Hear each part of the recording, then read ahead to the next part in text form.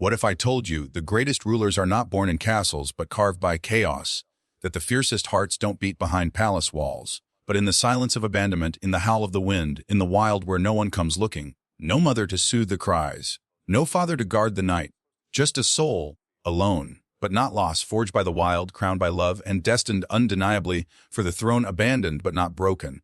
Those words carry the weight of pain, the echo of silence, and yet the spark of unimaginable strength. To be abandoned is to be left behind, dismissed by the very people who were supposed to hold you, raise you, and protect you. It is to wake up in a world that gives you no map, no hand to hold, and no promise that things will be okay. But to not be broken, that is the miracle. That is the fire that refuses to die out. In the quiet after the abandonment, in the emptiness that follows the absence of love, something extraordinary can be born. Some people crumble under the weight of being unwanted. But others, those rare few, they rise.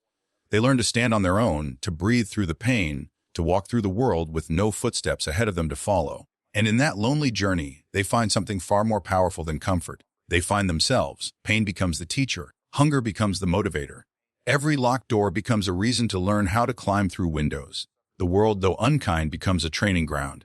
Every fall shapes resilience, every scar tells a story of survival, and every tear becomes fuel. The person who was once left with nothing begins to realize that nothing is exactly what they needed. Nothing gave them space to build something entirely their own, without permission, without legacy, without expectation. Abandonment strips you bare. But in that bareness, you see what you're truly made of. Not the softness that comes from being nurtured, but the steel that forms when you've had to nurture yourself. You become your own protector, your own guide, your own parent, your own hope. And slowly, where once there was an empty space left by those who should have stayed, now stands a fortress, a soul fortified by solitude, but open still to love. And then something even more miraculous happens. You meet people, not saviors, but witnesses, not those who rescue you, but those who see you. And in their eyes, you don't see pity, you see respect. In their hearts, you don't find obligation, you find love. Not the love that fixes you, but the love that honors the fact that you fixed yourself. You were abandoned, yes, but you were not broken. You were underestimated, overlooked, forgotten by those who should have known your worth. But you survived. And not only did you survive, you became something greater than what they could have imagined. You became whole on your own terms. You became strong because you had to be. You became a story that defied its beginning. Abandonment is not the end. It is the beginning of a different path. A harder path, a lonelier path, but one that leads to a kind of strength no easy road could ever offer. You may have started alone, but you did not end broken. You rose, you endured. And that makes you unstoppable when the world turns away, when human voices fall silent and the arms meant to cradle you never reach out. Nature steps in, not with kindness as we know it, but with a different kind of wisdom, raw, ancient, and brutally honest. Nature does not lie, it does not make false promises, it does not shelter you from pain, but it teaches every second of every day with lessons that are harsh, unrelenting, and above all, unforgettable. When no human is there to guide you, nature becomes the first and truest teacher. In the absence of a mother's lullaby, you hear the whisper of the wind. In place of a father's protective embrace, you feel the towering strength of the mountains, the still defiance of the trees, the watchful silence of the moon. These things do not speak in words, but they speak with force. They show you that survival isn't handed to you. It's earned. The wild teaches you how to fall and rise, how to feel pain and keep moving, how to be unseen and yet know your worth. The sun rises whether you are ready or not. The night comes whether you are afraid or not. The rain falls regardless of your plans. And in these rhythms, you begin to understand something deeper than comfort. You learn resilience. You learn that nature gives you nothing for free, but if you pay attention, it gives you everything you need. You learn when to be still, like a predator waiting for its moment.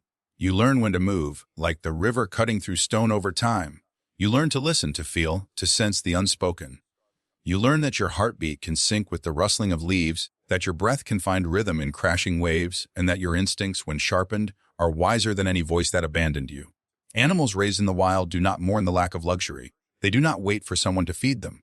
They become fast, strong, silent, and dangerous. In that same way, those raised by nature become more than survivors. They become warriors. They are not shaped by comfort, but by necessity. And necessity has no time for excuses. It teaches you to adapt or perish, to fight or fade. And in choosing to adapt, in choosing to fight, you grow into someone who no longer fears what lies ahead because you've already walked through storms alone.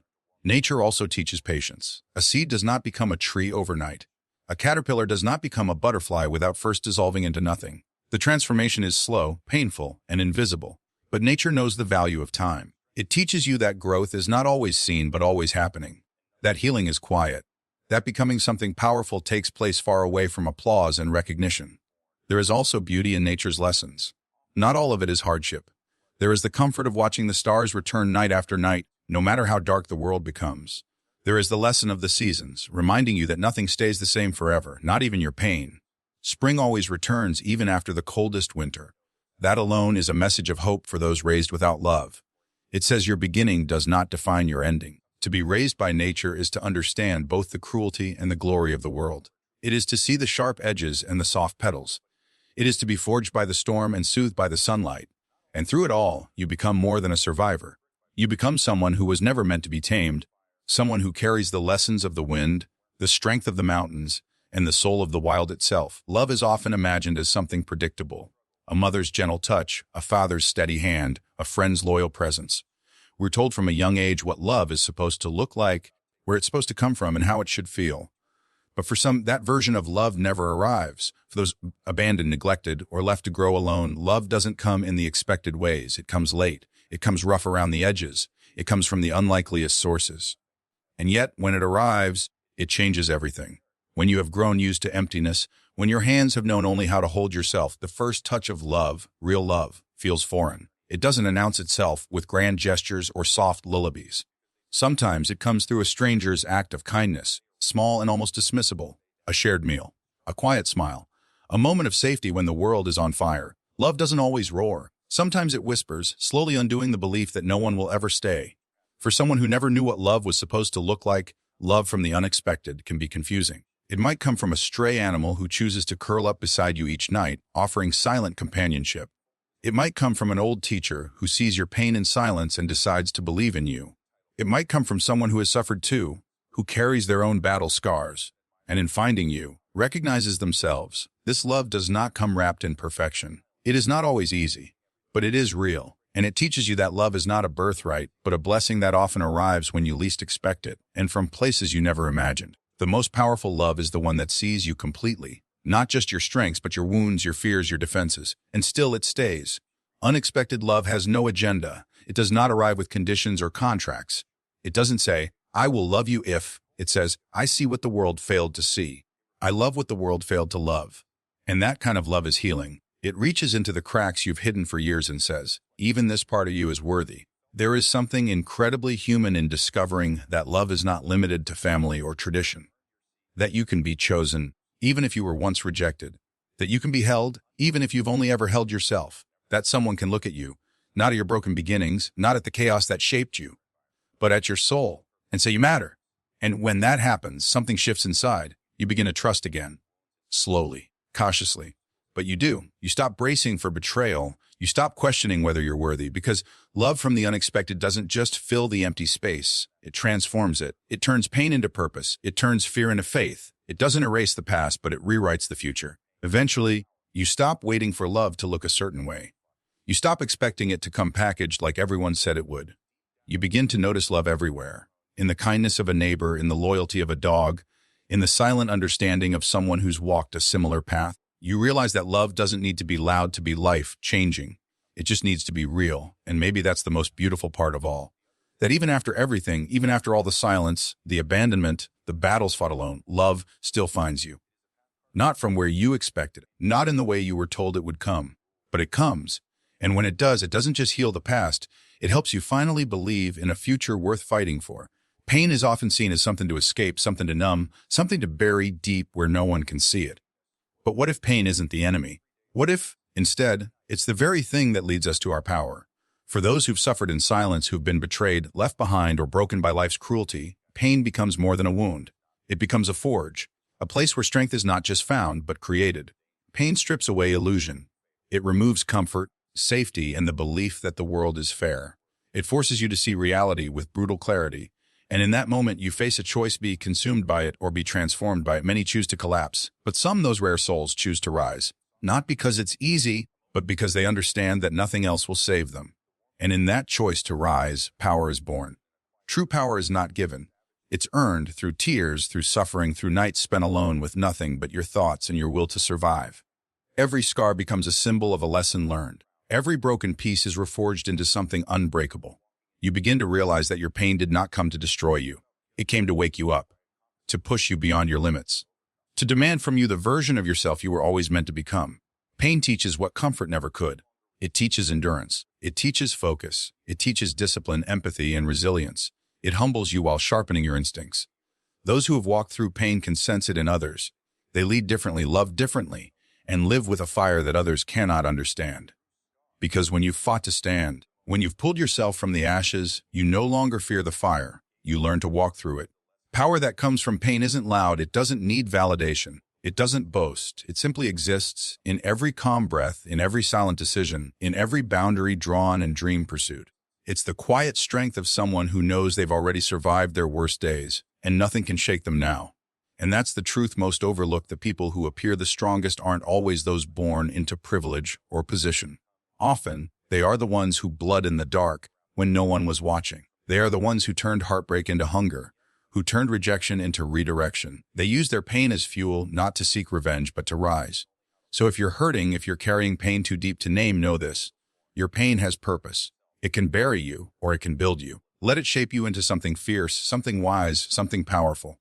Not despite your pain, but because of it. That is where true power lies. Not in avoiding the hurt, but in facing it, owning it, and becoming stronger because of it. Not all thrones are inherited. Some are built, brick by brick, tier by tier, forged in fire and carved from hardship. For those who weren't born into power, privilege, or protection, the path to greatness is not paved with ease. It's paved with struggle, with sacrifice, and with relentless self-belief. Claiming a throne built on struggle isn't about destiny handed down through bloodlines. It's about taking what life tried to deny you and turning it into something unstoppable. There are those who are born into kingdoms, and then there are those who rise from ashes to create their own. The second path is harder. It's lonelier, it demands everything and gives back nothing, at least not right away. It tests your patience, your character, and your will. Every step forward is earned through failure. Every victory is paid for in pain. But those who endure this kind of journey don't just sit on the throne, they become the very foundation of it, because they didn't arrive through luck or inheritance. They arrived because they refused to stay down. Struggle builds something deeper than success. It builds identity. When everything is taken from you, when no one believes in you, when the odds stack higher with each passing day, you learn how to rely on yourself. You become your own source of strength, your own motivation, your own protector. You learn that no one is coming to save you. And that realization, while painful, is also powerful. Because once you stop waiting, you start building. Not with entitlement, but with effort. Not with arrogance, but with resilience. People often admire the throne, the crown, the authority, the glory. But they don't see the battles fought in silence, the nights spent doubting everything, the heartbreak that shaped the vision. They don't see the times you were told no and kept going anyway. They don't see the hunger in your eyes when the world turned its back on you. But you see it. You remember. And that memory keeps you grounded. It keeps you fierce. It keeps you real. A throne built on struggle is different. It's not decorated with luxury. It's engraved with scars. It holds the weight of every obstacle you've overcome. It reminds you that your power didn't come easy. That's why you respect it. That's why you never take it for granted. And that's why you lead differently. Because you felt pain, you understand people. Because you've been powerless, you don't abuse power. Because you've earned your seat, you use it to lift others, not to keep them beneath you. There is unmatched beauty in becoming what you were never supposed to be, in breaking generational cycles, in rising above your environment, in choosing purpose over bitterness. It's not the struggle itself that defines you, but what you do with it. You turned wounds into wisdom. You turned obstacles into opportunity. And in doing so, you became more than a survivor. You became a ruler of your own fate. So when you finally sit on that throne, whatever it looks like for you, know this: it wasn't a gift. It was a result of your persistence, your pain, your power. Others may not understand how deeply you've fought to be where you are, and that's okay. They don't have to. Because deep down, you know the truth: the throne you claim through struggle is the only one that can never be taken from you. You built it, you bled for it, and now it's yours. There is a vast difference between being born into royalty and becoming royalty. One is a title passed down by blood. The other is an identity earned through transformation. From wildness to royalty is not a journey marked by comfort or privilege. It is a path carved through chaos, pain, and untamed strength. It begins in a world with no rules, no guidance, no safety net, only raw survival. And yet somehow, from that wilderness, something extraordinary rises. In the wild, you learn what it means to fend for yourself. You don't have the luxury of weakness or the safety of protection. Every day is a test. Every night, a reminder that nothing is promised. You sharpen your instincts, build your strength, and learn quickly that life will not wait for you to catch up. You become fierce not because you want to, but because you have to. In the wild, vulnerability is dangerous, and hesitation can be fatal, so you harden, you adapt. You run with wolves and learn to speak without words. You stop looking for help and start becoming it, for yourself. But even in the wild, even in the harshest of circumstances, there are moments, small, fleeting moments, when something softer breaks through. A moment of stillness under a star-filled sky. The warmth of sunlight on your back, a glimpse of your reflection in a quiet stream, not as the savage the world expects, but as something more. Those moments whisper a truth you can't yet accept, that you are not just surviving, you are evolving. Royalty is not about crowns or castles. It's about presence. It's about walking into a room and changing its temperature. It's about carrying yourself with the quiet confidence of someone who knows what they've overcome. Royalty is earned when the wild doesn't break you, but refines you. When you no longer respond with rage, but with restraint. When you no longer lash out, but lead. When you've faced everything that tried to destroy you and still choose to rise, not in revenge, but in dignity. Transformation doesn't happen overnight. You don't wake up royal. You grow into it. Through scars, through silence, through the moments no one sees. The wild will always be a part of you. It gave you your strength, your fire, your will to survive. But royalty teaches you how to use that fire without burning everything down. It teaches you the discipline to rule your emotions, the wisdom to choose your battles, and the grace to walk away when needed. You become both the storm and the calm after it. And then, one day, without realizing it, you step out of the shadows of survival and into the light of purpose. People start looking to you not just for strength, but for guidance. They sense your story, even if they don't know it. They see the wild in your eyes, but they also see the crown on your head, one you placed there yourself, forged in pain and polished with growth. You are no longer the one who hides in the trees or runs with the wolves. You are the one who commands attention without speaking, who moves with a power that's quiet but unmistakable. You carry the weight of your past not as a burden, but as proof of your transformation. From wildness to royalty is not a fairy tale. It's a legacy. It's a life earned in sweat and struggle. It's the story of becoming something the world never saw coming. Not because you were chosen, but because you chose yourself. And that, more than anything else, is what makes you truly royal.